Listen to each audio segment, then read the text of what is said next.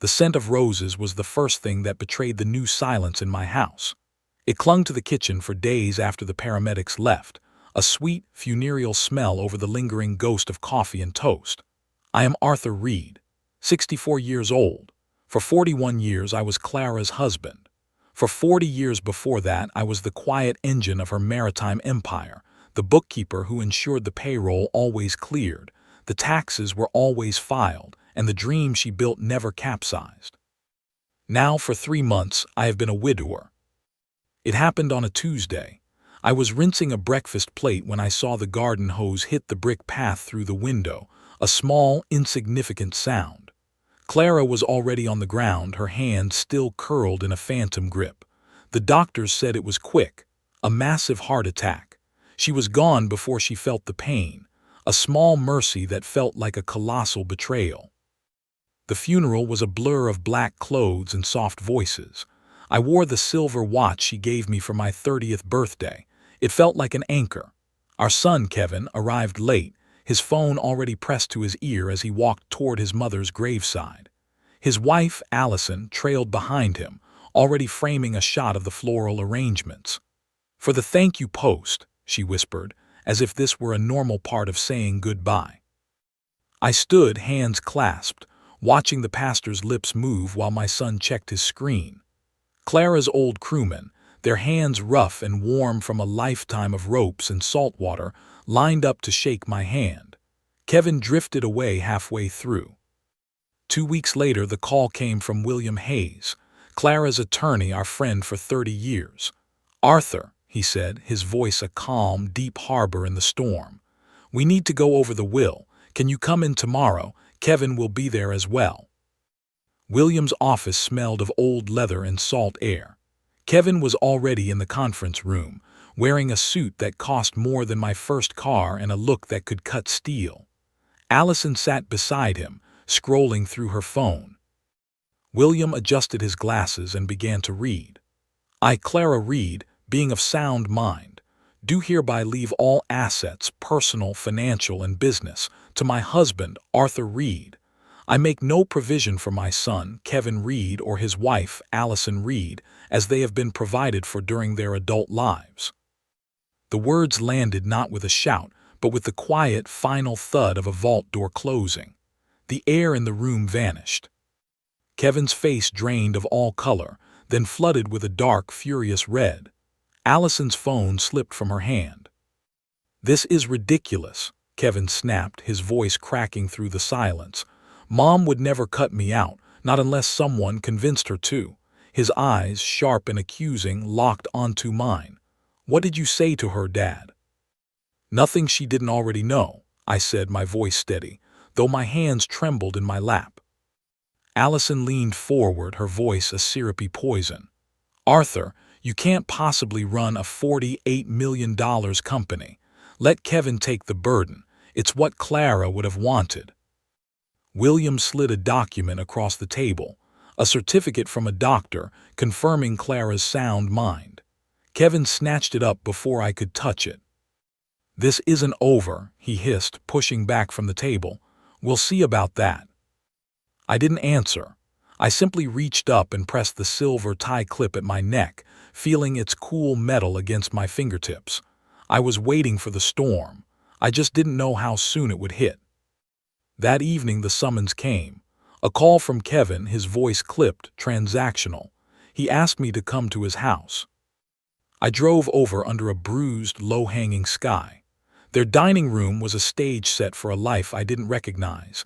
Dim pendant lights, a polished table, lilies that smelled too sweet. Allison poured me a glass of wine I didn't want. "We've been talking," she began, her smile not reaching her eyes. "You've inherited so much. The fair thing is to share." She said share like it was a gift I was hoarding. Kevin leaned in. "48 million is complicated. You're not used to that kind of responsibility. Let me handle it. We'll keep things in the family." I took a slow sip of wine, letting the silence stretch. Clara wanted me to make those decisions. Kevin's mouth tightened. "She wanted the family taken care of. That's what I'm doing." He paused, his eyes cold. But if you insist on holding onto everything, you might find your life gets less comfortable. Is that a threat? He leaned back, a study in casual cruelty. You know that condo you love, the one by the marina? I own the building through one of my LLCs. If we can't come to an agreement, I could have your lease terminated. You'd have to move out, quickly. The floor tilted. My own son, the boy I taught to swim, was threatening to make me homeless. I looked at him, searching for the child who once cried when he found an injured bird. That boy was gone, eclipsed by this stranger. Allison reached for my hand, her rings cold against my skin. Sign over control. Keep a few million for yourself. Isn't that better than fighting? Kevin slid a document toward me, a power of attorney. His name was listed as the sole controlling party. My name was just the signature required to hand it all over. I need time to think, I said, though my mind was already screaming the answer. Don't take too long, Kevin said. This is your last chance to make the right decision. I stood and left without another word. The rain had started, a steady, cold downpour. I sat in my car, listening to it drum on the roof, my hands trembling not from fear but from a new, terrifying clarity. A line had been crossed. I didn't go home to my condo. I drove to the coast, to the old cedar-shingled house Clara and I had bought years ago as a retreat, our sanctuary. The key still fit perfectly. Inside, the air smelled of pine and a faint trace of her sandalwood perfume. Her raincoat still hung by the door. I walked through the quiet rooms, my fingers brushing over the familiar textures of our life. In the kitchen, I opened a drawer and found a small envelope with my name on it in Clara's handwriting. My breath caught. The paper was thick, her words were simple. My dearest Arthur, if you're reading this, I'm gone. I'm so sorry. Keep it all and use it as you see fit. No explanations needed. I trust you, always. Clara. I sat at the old kitchen table and finally let the tears come. They weren't tears of grief, but of resolve. She had seen this coming. She had trusted me with everything, and I would not betray that trust. The next morning, as a slow, misty light filtered through the windows, I heard tires on the gravel.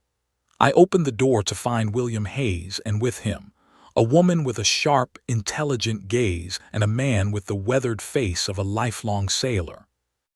Arthur, William said, this is Jessica Morgan, your financial manager, and Eric Summers, the port master. Clara made arrangements. She knew you'd need allies. Jessica's handshake was firm. She wanted us here for you, not because you need protection, but because everyone needs a crew. Eric nodded, his eyes kind. The captain, she had a way of seeing the storm before the clouds rolled in. I ushered them inside, the scent of coffee filling the space. As we sat around the kitchen table, the same one where Clara and I had shared countless meals, I felt a shift. The hollow feeling of the last 3 months began to fill with a steely purpose. Clara hadn't just left me her fortune, she had left me her team, and I was ready to lead it. The text came at 8:57 the next morning, sharp and impersonal, cutting through the quiet hum of the coastal house. Kevin, I'm coming at 9 for Mom's things. Don't make this difficult. I read the words, my thumb hovering over the screen. No greeting, no request, just a declaration like a landlord notifying a tenant of an inspection. William, who had stayed for coffee, read the message over my shoulder. His expression hardened from professional calm to granite resolve. Let him come, he said, his voice low. We'll be ready. By 8:59, the house was no longer just my sanctuary. It was a command post. Jessica had her laptop open at the dining table, a portable printer humming beside her. Eric stood by the fireplace, his arms crossed, the very picture of unshakable loyalty. And Margaret Briggs, a retired Superior Court judge and my formidable neighbor, had arrived unannounced, a basket of scones in one hand and a look of utter finality in her eyes. I heard there might be trouble, she'd said, her voice leaving no room for argument. I'm your witness. At 0-0 exactly. The sound of tires on gravel was a brutal intrusion. Through the window, I watched Kevin's SUV roll to a stop. He and Allison stepped out, their postures rigid with entitlement. They didn't knock. The door opened and they walked in as if they owned the very air. They stopped short. The scene they encountered was not the vulnerable, grieving widower they expected.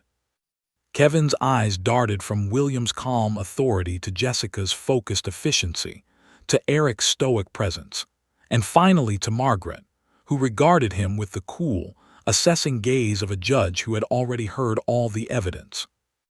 "What is this?" Kevin snapped, his voice tight. "We're here for Mom's personal effects." William didn't stand.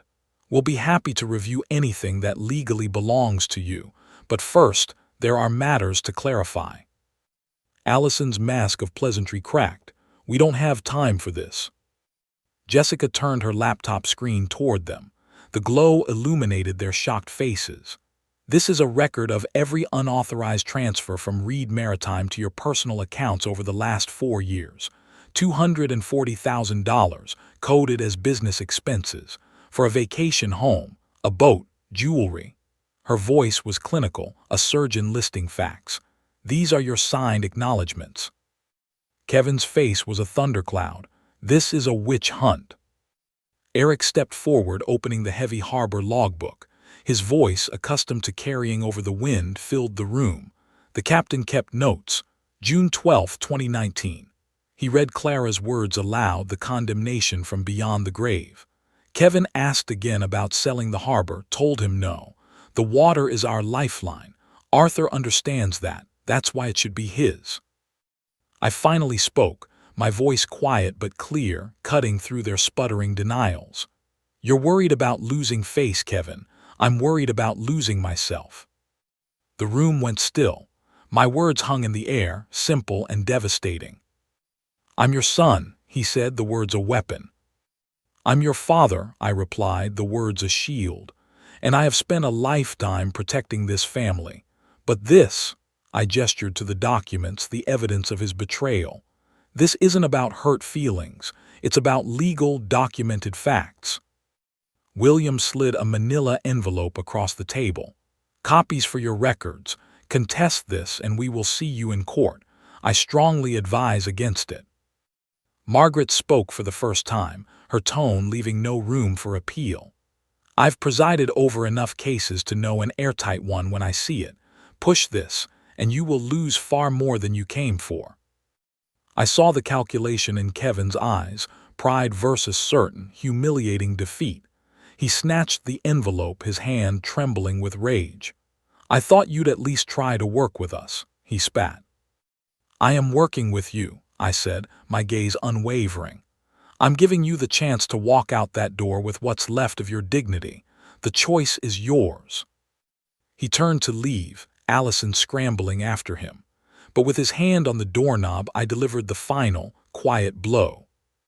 "There's something you don't know," I said. He froze. "Your mother didn't always plan to leave the company to me. For years it was meant for you." He turned slowly, a flicker of the old hope in his eyes. "Then why?" "Because she overheard you," I said, the memory of Clara's heartbreak fresh in my mind. "You were in the harbor office, talking to a developer about selling it all. The docks, the warehouse, everything. You were planning to gut the community that depended on us. That conversation, that was the moment she changed the will." The last of the color drained from his face. The truth was a guillotine. "That was just talk," he whispered, but the fight had gone out of him. "Not to her," I said. "To her it was a verdict." Without another word, he walked out, Allison trailing behind him. The door clicked shut. The silence they left behind was profound, broken only by the steady, reassuring rhythm of the ocean. The war was over, but the occupation of my own life had just begun. In the weeks that followed, a different kind of battle began. The silence from Kevin was absolute, but the whispers started. In the grocery store, at the marina, in the local cafe. He pushed his own son out. "The harbor's in trouble, he's unstable." Allison's poison, drip-fed into the community. I didn't fight back with words. I fought back with action. With Jessica and Eric, I dove into the heart of Reed Maritime. We streamlined operations, updated safety protocols, and most importantly, I established the Clara Reed Scholarship Foundation. We would support the children of harbor workers, funding maritime education, trade schools, college, investing in the future Clara believed in. One afternoon, as I was reviewing foundation applications in the harbor office, a young woman appeared in my doorway. Emma Henderson. Her parents' boat had sunk last winter. Clara's emergency fund had saved them. Now a graduate of Maine Maritime Academy, she was looking for work. I hired her on the spot. Here was the future, not in boardrooms filled with greed, but in the eager, capable hands of the next generation. The whispers began to change. They were now punctuated with new phrases. Did you hear about the new scholarships? The wages at the harbor are better than the shipyard. One evening, Margaret found me on the porch watching the waves. You're doing well, she said. Better than most. I feel like I'm just treading water. She smiled. That's often what doing well looks like in a storm, Arthur. You're still afloat. That counts. Then an unexpected knock. Allison stood there alone, stripped of her usual polish. She looked tired, vulnerable. May I come in? She confessed everything. The childhood in a trailer park, the hunger, the desperate fear of returning to poverty that drove her ruthlessness. Kevin's spending terrified her. The development deal had fallen through. They were separated. I'm sorry, she said, her voice raw. The rumors, it was a mistake. I'll stop them. I didn't offer forgiveness. That would take time, but I offered something else. The door is always open, Allison. Her visit was a crack of light, but Kevin remained in darkness. The true test of my new strength came a year after Clara's death, at the dedication of a bench in her name at the harbor's edge. The community had turned out. As I spoke about the woman behind the legend, I saw him, Kevin, standing apart watching. After the ceremony, I approached him. Thank you for coming. He was guarded, distant. I didn't come for the ceremony. I wanted to see the harbor. We spoke in stilted fragments. He admitted the Brookstone deal fell through. Turns out Mom was right about some things, he muttered, the closest he would come to an apology. He and Allison were in counseling. She's changed, or maybe I have. It wasn't reconciliation. It was an armistice, a fragile, uncertain peace, but it was a start. Weeks later, an email arrived. From Kevin Reed. Subject, opportunity for collaboration. Attached was a proposal for a mixed-use waterfront development. The renderings showed condos and boutiques where the fishing fleet now docked. It was the same old plan, dressed in new, more palatable language. I believe this could be a chance for us to work together again, he wrote. I read it twice. Then I opened a new email, my fingers steady and sure. Kevin, thank you for your proposal. I've reviewed it carefully. I do not believe it aligns with Reed Maritime's mission or the needs of our harbor community. The foundation and the harbor are thriving. Our focus remains on supporting the existing maritime community. This is the legacy your mother entrusted to me. I remain open to personal reconciliation, independent of business matters. The door to family is always open, without conditions or transactions attached. Arthur. I pressed send. The sound was final. There was no triumph in it, only the profound peace of having held the line, of having chosen myself and Clara's trust over the hollow echo of a relationship that had demanded my surrender. That evening I walked down to the pier. The sunset was painting the water in strokes of gold and violet. Emma found me there. You've kept the heartbeat strong, Mr. Reed, she said, looking out at the thriving harbor. Not just for the families that were here, but for people like me. Her words were the real inheritance. Not the millions, but the knowledge that I had protected something that mattered. Back in the quiet of our seaside house, I sat in Clara's favorite chair. I held the silver tie clip, its surface worn smooth by time and memory. Clara once told me, money is just a tool. You are the one who holds the compass. I finally understood. The compass wasn't about wealth or business. It was about integrity. It was about the quiet strength to say no to protect a yes that was more important, to protect a community, a legacy, and the man I had finally become. Boundaries aren't walls to keep people out. They are the shores that keep you from washing away. And as the tide whispered against the pilings, steady as a heartbeat, I knew I was finally, unshakably on solid ground.